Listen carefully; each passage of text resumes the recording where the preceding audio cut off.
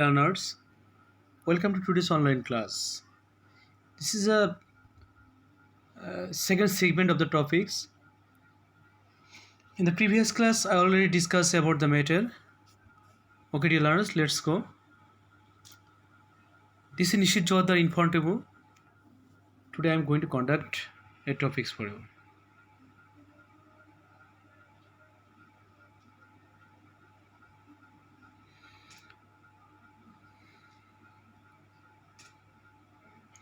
What have you imagined by the text? Good morning, Rupa, said Sohel. How much preparation have you taken for the upcoming SSC exam? A great preparation, replied she. I hope I shall get 90 plus marks in every subject. How confident are you? Said Sohel. In the text, you have already guessed about the matter that today I am going to conduct a topics. That's mean the segment of narration, segment 2. Okay, dear learners, let's go.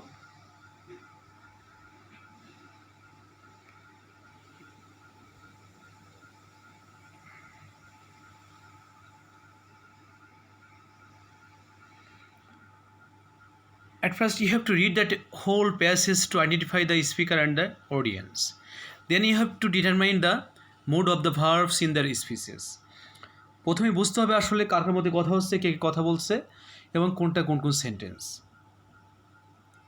কোনটা কী ধরনের sentence, কোনটা অ্যাসেভ sentence, interrogative sentence, imperative sentence, optative sentence, এগুলো find out করতে হবে।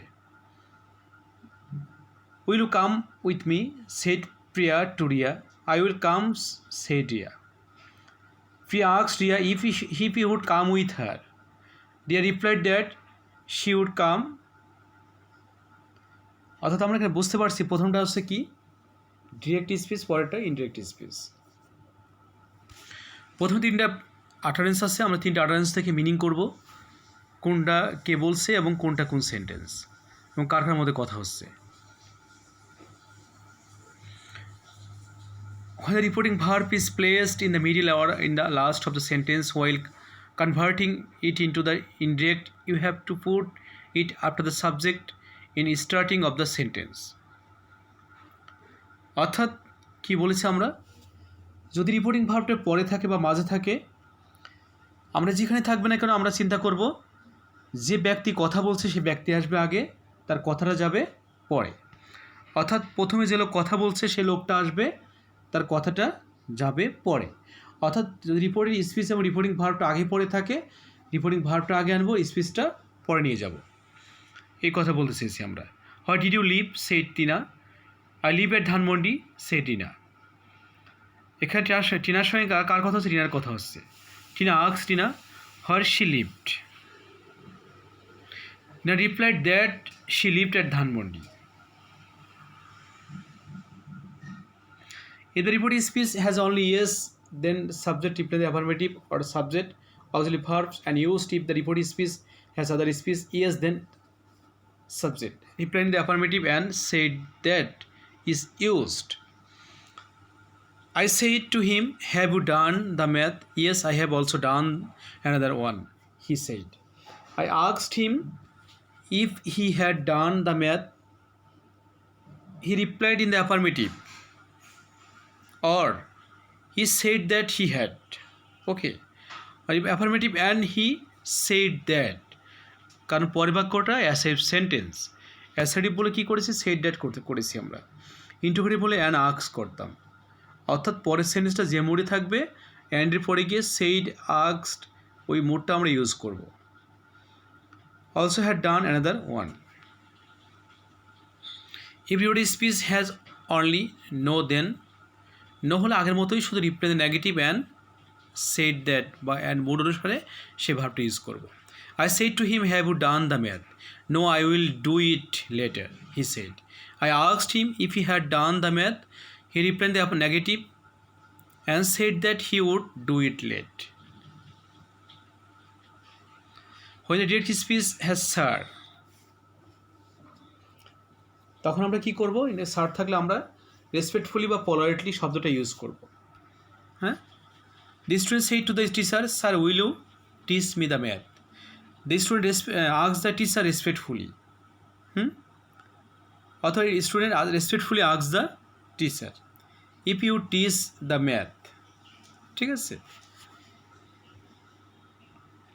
If someone is addressed in the direct speech, the indirect speech will be addressing as, are you okay Tonni said Piu, তাই না? তন্নিটা এখানে ভকেটিভ ওয়ার্ড, তাহলে কি বলেছি আমরা? অ্যাড্রেসিং হার অ্যাজ তন্নি অথবা অ্যাড্রেসিং অ্যাজ তন্নি। কমাদের পরটা কি sentence? Interrogative sentence. Piu asked if she was okay. If outside the inverted comma reporting speech has asked, it would be used after the subject in the direct speech. কি বলেছি আমরা?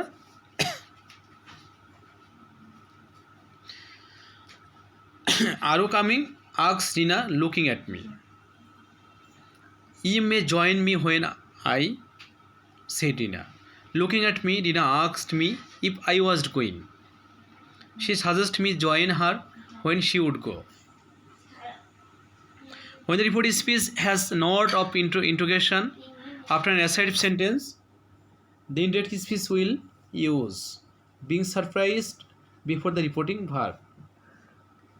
অর্থাৎ অনেক সময় অ্যাসার্টিভ সেন্টেন্সের লাস্টে কী থাকে? কোশ্চেন মার্ক থাকে, তখন কী দিয়ে করতে হয়? বিং সারপ্রাইজ দিয়ে করতে হয়, বাকিটা ইন্টারোগেটিভ নিয়মে করে যেতে হয়। যেমন he did it, question mark দেওয়া আছে না, তাহলে আমরা কী করব?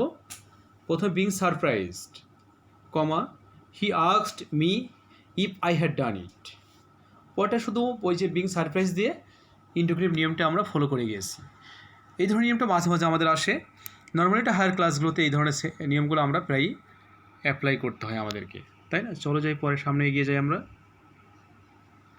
হয় রিপোর্ট স্পিচ থ্যাংক, যদি থ্যাংক ইউ থাকে, ওয়েলকাম থাকে, কংগ্রাচুলেশন থাকে, তাহলে আমরা কী করব?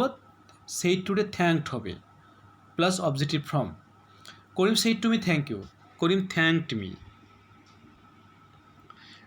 যে শুভ সূচনা বোঝায় goodbye, good morning, goodbye, good morning, happy birthday, happy new year, হ্যাঁ, ঈদ মোবারক, হ্যাঁ, এই ধরনের শব্দগুলো যদি আমরা থাকে ইউজ করি, তাহলে কী করব? সেই টুডে কী করব? উইশ করব। সেই টুডে বেড করব, বেড, কারণ বিদায় বোঝালে বেড করব।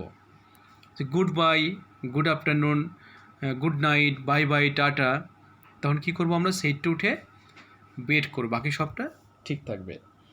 She said Lira good bye, she bade Lira good by.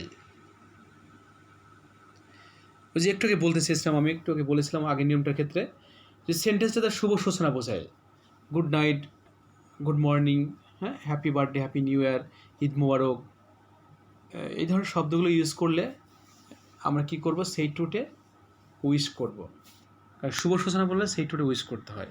He said to her good evening, he wished her good evening.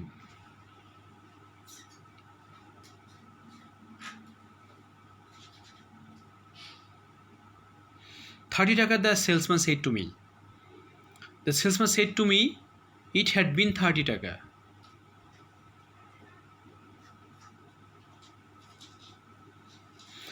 Often reported speech does not mention in the speaker and the listener.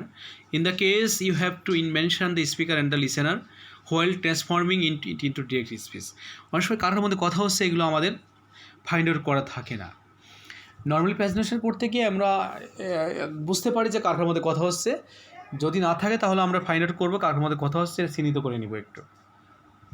What are you doing now? I am writing an article. এই ধরনের sentence খুব rare আসে, তাই না? The speaker asked the listener what he was doing then. The listener replied that she was writing an article. এখানে দুটো speech আছে, কিন্তু দুটো স্পিচেরই রিপোর্টিং ভার্বের সাবজেক্টটা দিয়ে দেওয়া নাই, কার মধ্যে কথা হচ্ছে এটা দিয়ে দেওয়া নাই, কিন্তু আমাদের ফাইন্ড আউট করতে হবে কার মধ্যে কথা হচ্ছে।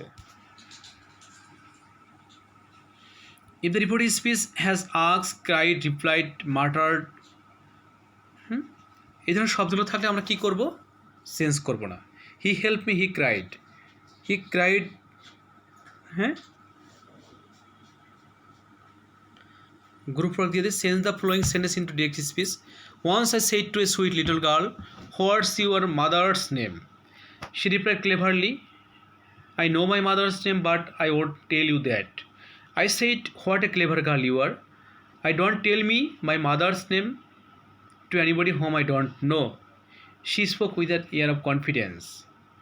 এটা সবাই করো, খুব কেয়ারফুলি করে যাও, সবাই পারবে, চেষ্টা করো, আস্তে আস্তে না পারলে আমাকে নক করো, আমি অবশ্যই সলভ করে দেব, ঠিক আছে? Okay dear learners, let's go. পরটা আরেকটা কাজ করো, এটা শেষ হয়ে গেছে না, এখন আরেকটা কাজ করো তোমরা। Good morning Rupa, said Sohel, how much preparation have you taken from the upcoming exam? A great preparation, replied she. I hope I shall get 90% marks in every subject. How confident you are, said Sohel. Okay প্রিয় শিক্ষার্থী, সেন্টেন্সটা ন্যাশনালটা তোমরা করতে থাকো। প্রথম চিহ্নিত কর কার মধ্যে কথা হচ্ছে এবং কোনটা কোন সেন্টেন্স, তারপরে অ্যাজ ইউজুয়ালি করে যাও, সবগুলো বাক্যই মিলে যাবে, ঠিক আছে প্রিয় শিক্ষার্থী? চলো আমরা সামনের দিকে এগিয়ে যাই। ওকে, আমি তোমার কিছু বাড়ির কাজ দিব। এই ন্যারেশনটা তোমরা বাড়িতে সবাই চেষ্টা করবে এবং করবে, ঠিক আছে? নিজের মতো করে করবে, না পারলে আমাকে হেল্প করলে আমি অবশ্যই হেল্প করে দেবো, ঠিক আছে? Okay dear learners, stay home, stay safe.